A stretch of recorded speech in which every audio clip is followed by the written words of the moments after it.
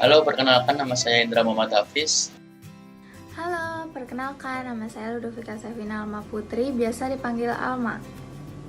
Halo, perkenalkan nama saya Hanavan Salvania Azahra.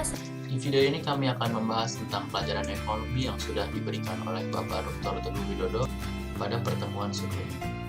Selamat menonton.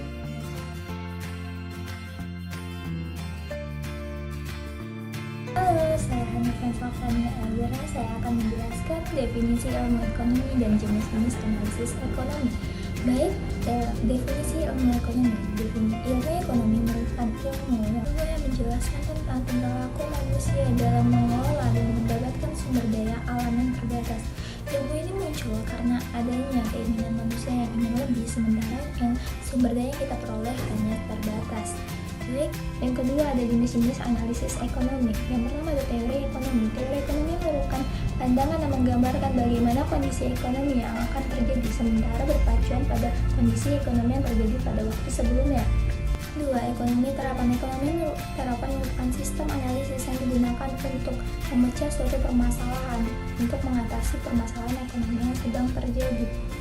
3. Deskriptif ekonomi. Deskriptif ekonomi merupakan bagaimana kondisi ekonomi yang sedang terjadi saat ini atau bagaimana keadaan ekonomi yang sebenar-benarnya. Contohnya bagaimana keadaan pasar saat terjadinya COVID-19 ini.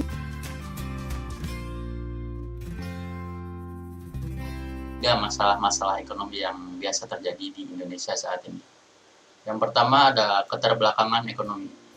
Yang dimaksud dari keterbelakangan ekonomi di sini adalah keadaan seseorang yang sedang terpuruk karena suatu hal atau masalah tertentu yang bersangkutan dengan ekonomi.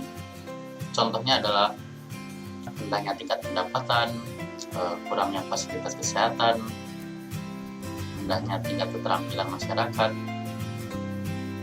dan rendahnya tingkat pendidikan formal masyarakat tersebut. Yang kedua, masalah pengangguran. Masalah pengangguran ini biasanya terjadi karena kurangnya lapangan pekerjaan dan diperkuat dengan tingkat pendidikan tenaga kerja yang rendah. Yang ketiga ada kekurangan modal. Yang maksud dalam kekurangan modal di sini adalah ketika perusahaan atau orang tersebut mempunyai bisnis yang dimana modal yang dimilikinya itu cenderung kecil, sehingga bisnis atau perusahaan mereka itu lebih berkembang. Kekurangan modal ini biasanya disebabkan karena tingkat pendapatan yang relatif rendah, menyebabkan pembentukan modal yang hanya sedikit. Yang kedua, saya akan menjelaskan tentang kebutuhan ekonomi. Kebutuhan ekonomi di sini dibagi menjadi 3 bagian. Yang pertama ada kebutuhan ekonomi berdasarkan intensitas, yang kedua kebutuhan ekonomi berdasarkan sifat, yang ketiga kebutuhan ekonomi berdasarkan bentuk. Kebutuhan ekonomi berdasarkan intensitas ini dibagi juga menjadi 3 bagian. Yang pertama ada kebutuhan primer.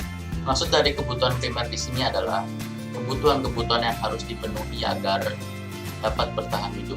Contohnya sandang, pangan, dan papan.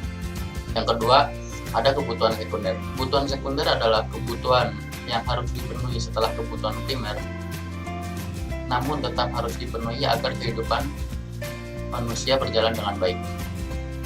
Contohnya ada rekreasi dan hiburan. Yang terakhir ada kebutuhan tersier. Kebutuhan ini adalah kebutuhan yang dipenuhi setelah kebutuhan primer dan kebutuhan sekunder. Contohnya mobil, motor, komputer, handphone, tablet, dan lain-lain. Yang kedua ada kebutuhan berdasarkan sifat. Kebutuhan berdasarkan sifat ini terbagi menjadi 2 bagian. Yang pertama ada jasmani. Kebutuhan jasmani adalah kebutuhan yang diperlukan oleh tubuh kita sendiri. Contohnya makan, minum, istirahat yang cukup. Yang kedua ada kebutuhan rohani. Kebutuhan rohani merupakan kebutuhan yang diperlukan untuk rohani atau jiwa kita. Contohnya ibadah, melakukan hobi, dan berekreasi. Yang ketiga adalah kebutuhan berdasarkan bentuk. Kebutuhan berdasarkan bentuk ini juga terbagi menjadi 2 bagian. Yang pertama ada kebutuhan material, kebutuhan yang berbentuk benda atau berwujud. Contohnya rumah, mobil, dan lain-lain. Yang kedua imaterial. Kebutuhan imaterial ini merupakan kebutuhan yang tidak berwujud atau tidak berbentuk. Contohnya adalah ilmu dari guru dan nasihat orang tua. Selanjutnya saya akan menjelaskan tentang sifat teori ekonomi. Sifat teori ekonomi di sini ada 4 bagian. Yang pertama, variabel. Variabel adalah salah satu unsur yang sangat penting dalam teori. Variabel juga merupakan suatu besaran yang dapat mengalami perubahan. Di dalam variabel terdapat dua jenis variabel, yaitu variabel endogen dan eksogen.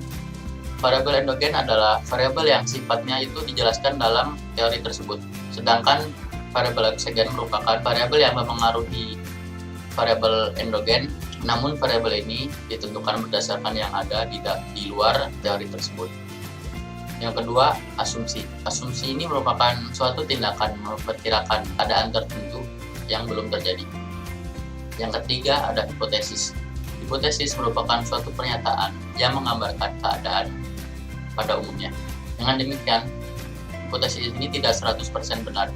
Yang keempat atau yang terakhir, yaitu membuat ramalan. Teori ekonomi ini dapat pula meramalkan keadaan yang akan berlaku. Ramalan tersebut digunakan sebagai landasan dalam merumuskan langkah-langkah untuk memperbaiki keadaan dalam ekonomi tersebut.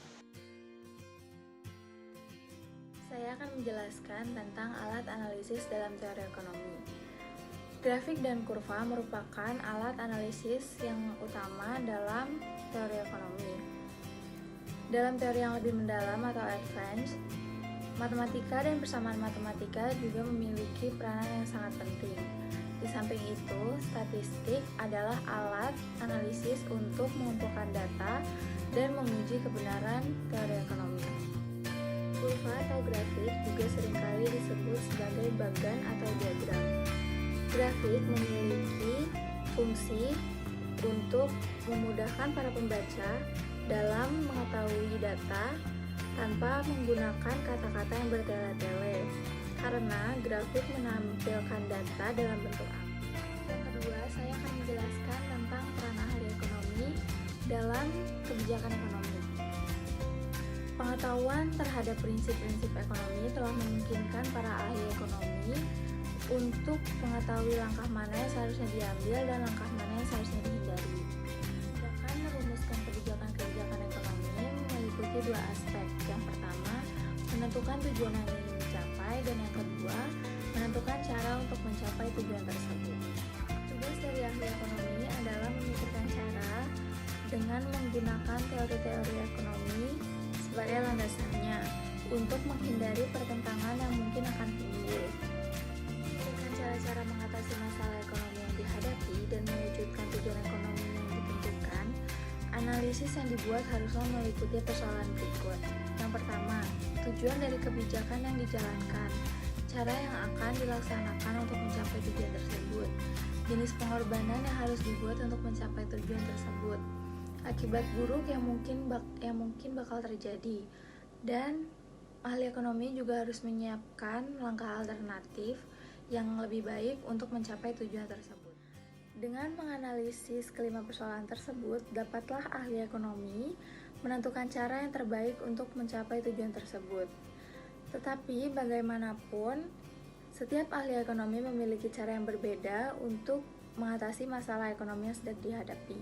Ini semua disebabkan karena value judgment mereka yang berbeda-beda. Here saya akan menjelaskan sedikit tentang ekonomi mikro dan makro. Ekonomi mikro merupakan cabang ilmu ekonomi yang mempelajari tentang variabel-variabel ekonomi di dalam lingkup yang lebih kecil, seperti contohnya perusahaan, perilaku konsumen, permintaan dan penawaran, produksi, harga, dan lainnya. Sedangkan makro mempelajari variabel-variabel ekonomi di dalam lingkup yang lebih luas atau agregat, seperti contohnya jumlah uang beredar, pendapatan nasional, pengangguran dan kesempatan kerja, inflasi, neraca pembayaran internasional, dan pertumbuhan ekonomi. Seperti contohnya adalah negara kita yang menggunakan metode ekonomi makro. Baik ekonomi mikro maupun makro penting untuk mengukur dan menganalisis pertumbuhan ekonomi masyarakat dalam lingkup yang lebih kecil maupun yang lebih luas. Keduanya